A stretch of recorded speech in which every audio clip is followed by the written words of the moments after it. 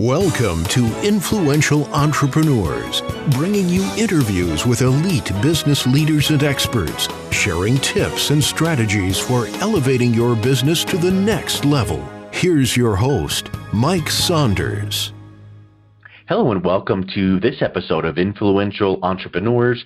This is Mike Saunders, the Authority Positioning Coach. Today we have with us Scott Miller, who's the author of Marketing Mess to Brand Success. Scott, welcome to the program. Hello, Mike. Thank you for the spotlight today. Hey, you're welcome, and I'm excited to talk to you because I am all things marketing, so I just really enjoy talking about this topic, and I love the clarity of your title, Marketing Mess to Brand Success. So give us a little background of yourself and then what led you then to write this book.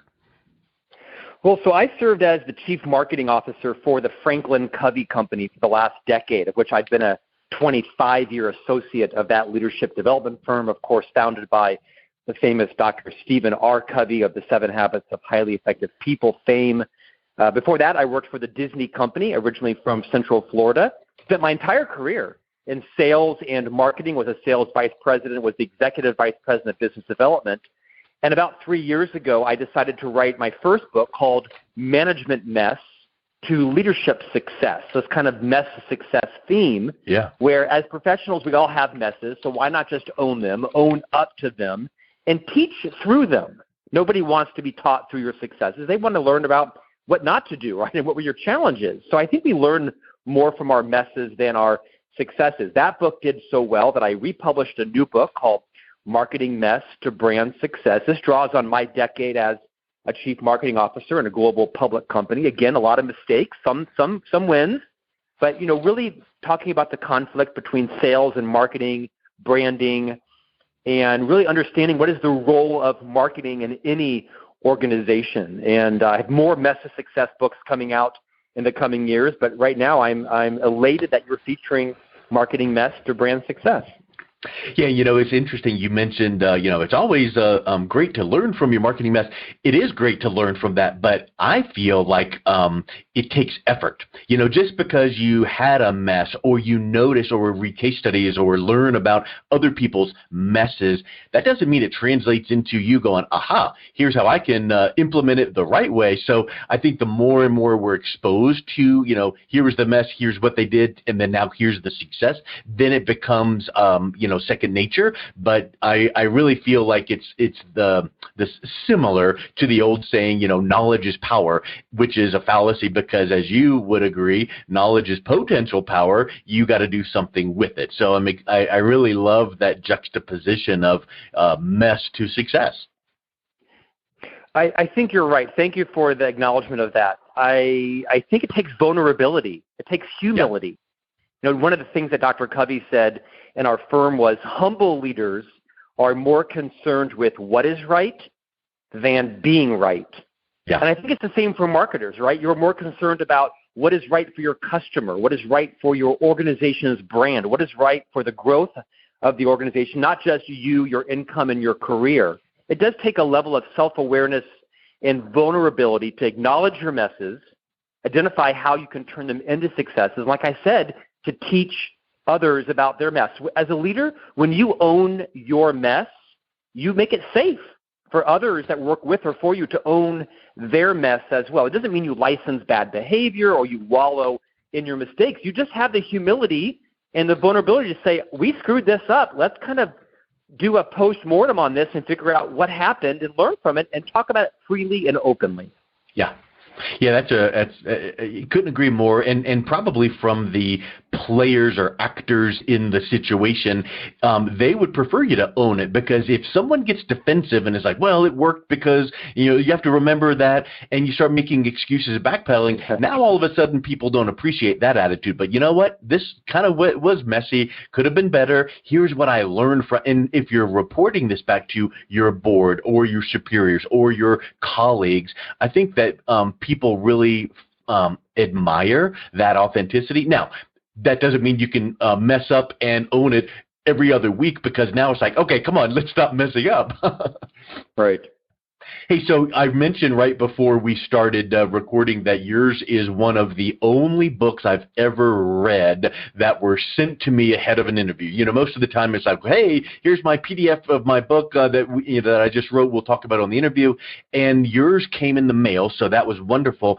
But I literally read it cover to cover, and I've got underlines all throughout it. So it's just a really well-written book. Thank you for your work there. One of the things that I wanted to get your comment on, and this is on page 18, I was always introduced as the Chief Marketing Officer, but I always operated through the lens of Executive Vice President of Business Development. I didn't really want to own marketing. Instead, I wanted to own business development as the outcome of marketing. And I think that that is a huge aha for people in marketing. Talk to us a little bit about that mindset.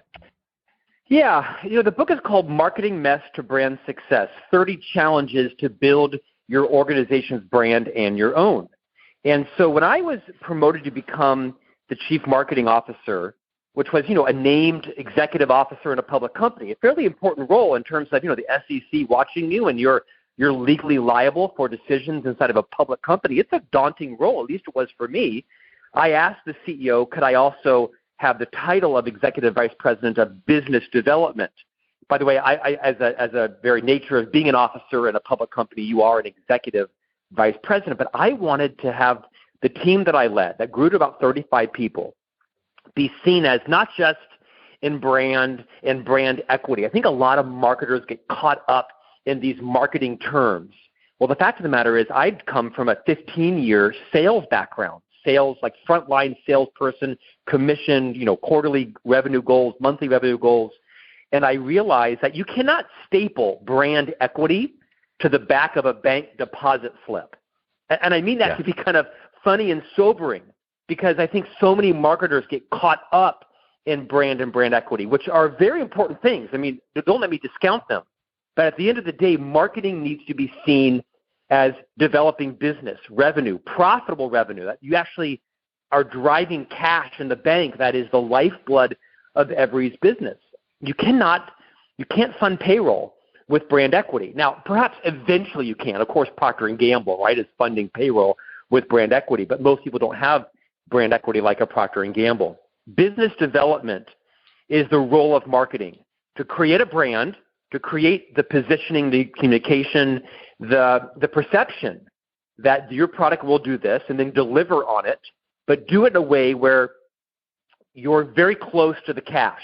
Meaning, in fact, one of the challenges in the book, challenge 3, is stay close to the cash, meaning successful marketers are right there with sales in their boat, rowing with them, metaphorically. Not rowing against them, not competing against them, not pointing the fingers. I think the biggest cancer in every organization, next to gossip, is the conflict that comes between sales and marketing, pointing the finger at each other. And as a marketing leader, I generally think that sales should probably report to marketing. Or if you have two independent, mature leaders and they can work well together, that's fine if they're peers. But the role of marketing really is business development, and I think it's vital that everybody, whether you are a frontline product manager, whether you're a channel leader, whether you're a brand director, whether you're the chief marketing officer, your job is to make sure all of your efforts are developing business, building revenue streams that are profitable.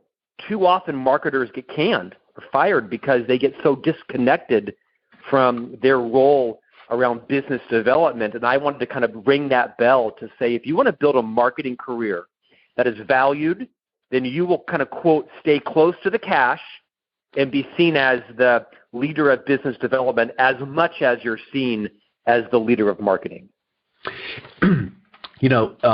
I think that one of the elements that is indicative of what you just said is the mindset of, oh, yeah, marketing.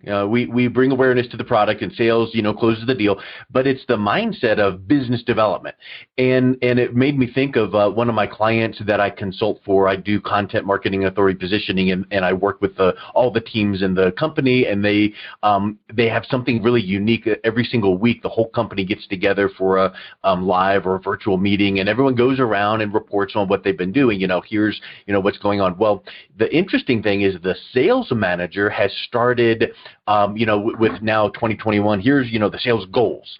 And rather than calling them sales goals, we need to achieve X, as a goal, he calls it, and last week we submitted this many proposals and we had this many wins, but we're still X dollars below budget. And the CEO really perked up and really commented on that to him, because it is really a budget, because to meet the overall budget, you have to hit X number of dollars in total sales. Well, if you get down to the day-to-day, week-to-week, and you're, striving after certain numbers to meet budget, it really does relate to the overall budget of the company, as opposed to, oh, hey, it's January 1, my goal this year is to lose X number of pounds. Oops, didn't make that goal. And I think that in your mind, sometimes you don't feel really bad about missing a goal, but if you missed budget, now that might give some higher import. Do you find that sometimes the wording and the mindset really does help to set the tone? Well, of course, right? What a great insight you just shared. I mean, our mindsets control everything we do, right? How we think, what we say, what we do, the results we achieved. All of us have deeply inculturated belief systems and paradigms. And the same in marketing, right? A lot of marketers think, well, no, sales owns that. Our job is to, launch the product. Our job is to place the ads. Our job is to build the social presence and how many clicks and how many likes. I don't care how many clicks or likes or shares you have. What I care is what you said is how many deals do we close? And was it profitable revenue? And was it deposited in the bank? Now, I don't want to be seen as, obsessed with the financial measures. I spent my entire career helping to build a global brand and to deliver to customers, promised outcomes. But to your point, Mike, the words you use are enormously valuable. In fact, I used to tell the marketing team, to the annoyance of some of the members, sales funds our salaries. We don't fund our salaries. Sales funds our salaries.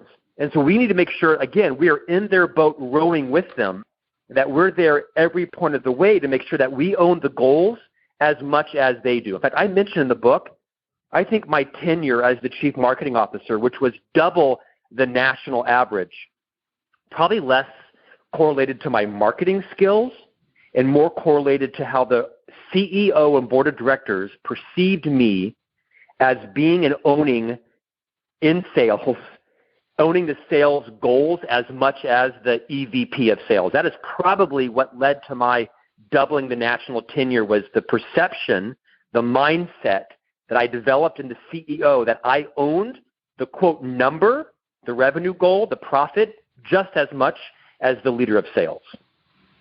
Yeah, and it's that sales and marketing integration. It needs to be integrated. Yeah. Sales should not operate in a vacuum aside from marketing, and vice versa. And Mike, quick interruption. To that point, it's that integration isn't just right in systems. It isn't just in words. It's in culture, right? Yeah. It's in do the sales and marketing leader trust each other? Do they work together? Do they occasionally take a back seat to each other because it's the right thing to do for the organization? At the end of the day, the leader of sales and the leader of marketing, if they're two people, if they don't have mutual respect for each other and trust, then you're going to have two teams that are misaligned and working against each other, which is every founder, every owner, every CEO's worst nightmare. And I think that if you're a strong marketing leader or a strong sales leader, that integration could be really tough. And I'll set the stage for my next question from page 71 of your book, where you're talking about Liz Weiserman's book, Multipliers. And you said that she writes that as a leader of people, our job is not to be the genius in the room, but to be the genius maker of others. So maybe that mindset shift right there will help a marketer or a marketing leader really integrate well with the sales leader, because if marketing is helping the sales team look like a genius and the sales team is helping the marketing team look like the genius, everybody wins, right? Kind of like the old Zig Ziglar quote, if you help someone get what they want in life, you're going to ultimately end up getting what you want. Such a great insight. This book you mentioned, Multipliers, I think it's the best leadership book ever written, and I've been in the leadership space for 30 years. The author is Liz Wiseman. She basically teaches the concept that no one wants to work for the smartest person in the room. No one wants to work for the know-it-all, the most creative person in the room. Your job as a leader, your job as a colleague, heck, your job as a parent is not to be the genius in the room, but rather the genius maker of others. Do you have the maturity, the humility, the vulnerability, the confidence to not always have all the answers, be the most creative, suck all the energy out of the room? Do you have the confidence to step back and let your team solve the problem without you? Do you have the maturity to not necessarily rush in and always save the day? In Liz's book, she identifies what she calls 9 accidental diminishing tendencies. And isn't you're either a multiplier or you're a diminisher? As marketing leaders, as sales leaders, as friends, spouses, and parents, we're both diminishing accidentally and multiplying people. And as a marketer, the first diminishing tendency is, she calls it the idea fountain, the person who's always spouting off creative ideas and bigger and better ideas. And when you are the idea fountain, where nobody else can get a positioning idea or a branding idea or a launch idea in because you're the expert, you build a culture where people don't want to stay. Remember, people don't quit jobs. They quit bad bosses and corrupt cultures. So whether you are a first-time leader, a frontline leader, or someday you hope to be a leader of people, recognize your job is not to save the day. Your job is to achieve results with and through other people by building capability and capacity and multiplying, igniting their genius, not you being the genius in the meeting, in the room, in the company. And I feel like strong leaders in marketing, strong leaders in sales might hear that, nod their head and go, ooh, that's a good one. I'm going to underline and highlight that one. That's great.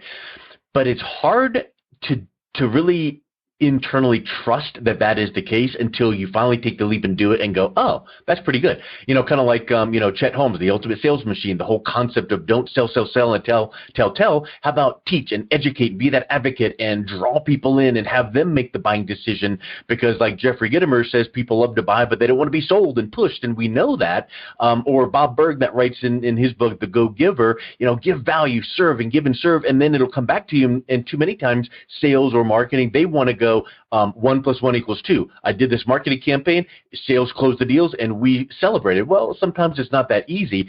So talk a little bit about where you are working with clients or where people might be hearing this going, that all sounds fine and good, but I'm stuck in my ways. I feel like I just need to plow ahead. But you really do need to be that genius maker. And when that happens, the light does shift off of you, but in a good way. It's not excluding you. It's kind of like that subconscious, Scott did a great job building that team. And wow, look at how the team is growing. It doesn't mean who cares about Scott. It means Scott's done a great job. And now let's look at the accolades of his team. Well, first of all, your listeners and students are fortunate to have you as their mentor because you're quoting and integrating some of the world's finest authors and content into this conversation. So I want to call you out in a positive way for the value you're giving your students and listeners. It's remarkable to hear you talk about, Jeffrey Gitomer and Bo Berg, two of my heroes in the space. So thank you for that.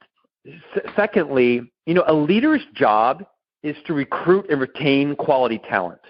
This requires a mindset shift. Your job is not to rush in and save the day, to have all the ideas and solve the problems. Your job is to build a culture, to create conditions where genius people want to thrive and work and stay. And that takes a level of maturity to kind of move beyond yourself. Now, you could argue that you could, work your way out of a job if the leadership believes, well, why do we have Mike? Everybody else is doing all the work. Of course, that would be a short-sighted leader in a poorly organized culture. But I think after 30 years in the leadership development industry, it is safe to say that leaders are the linchpin of every team. Your job is to model the types of behaviors you want to see in your people, from things as simple as not gossiping and being punctual and sharing credit and turning the spotlight onto other people, giving people physical and psychological space to think through problems and struggle. Struggle is where the learning is. Every leader will tell you that if you want to grow someone's skills, you don't solve the problem for them. You ask big questions. You make them think broader in terms of their immediate comfort level. Great leaders are the ones that get very deliberate on the mindsets, the skill sets, and the behaviors that they want to see in their team members, and they model them very deliberately. This is why not everyone should be a leader. I think that is a misnomer that a lot of leadership experts talk about. Well, everyone is a leader of people. I don't agree with that. Everyone should not be a leader of people. There are some people who should be independent contributors. Too often we promote the top individual, channel marketer now to be the director of marketing, when the skills that may have made you a great channel marketer are not the skills that make you a great people leader. So be really thoughtful about how you build your career, not at the expense of others, but you build it in concert with developing a culture where you lift others up and everybody's focused on a common objective. Your job, of course, is to articulate a vision and a mission, align systems, create a strategy where people can be part of a winning team doing important work that they feel valued through. That's really the role of a leader, whether you're a sales leader, a marketing leader, or an operations leader. It takes a balance, right? There are times when you're going to want to be the star and you want to be recognized, and you should be. Just because you're the chief marketing officer doesn't mean that you shouldn't, receive and deserve some credit as well. But I think the older we get, the more mature we are, the more we realize our job is to, again, I'll say it, achieve results with and through other people. And that requires you probably to be as much of a relationship expert as you are a marketing expert. What a perfect spot to just drop the mic and end it, because that was just a great, great final thought. So, Scott, what's the best way that listeners can reach out, connect with you, pick up a copy of this book, Marketing Mess to Brand Success? Again, Mike, thank you for your abundance and the platform. Honored to be joining you today. My best site probably is scottjeffreymiller.com. All of my blog and LinkedIn articles are there. I'm privileged to host what is the world's largest weekly leadership podcast called On Leadership with Scott Miller. All those episodes are there as well. My next book coming out in 2022 will be Job Mess to Career Success. There will be probably 8 or 9 more Mess to Success books coming out in the coming years. So again, thank you for your abundance mentality and shining the spotlight on my work today. I'm grateful to you. Thank you, Scott. I really appreciate your time as well. You've been listening to Influential Entrepreneurs with Mike Saunders. To learn more about the resources mentioned on today's show or listen to past episodes, visit www.influentialentrepreneursradio.com.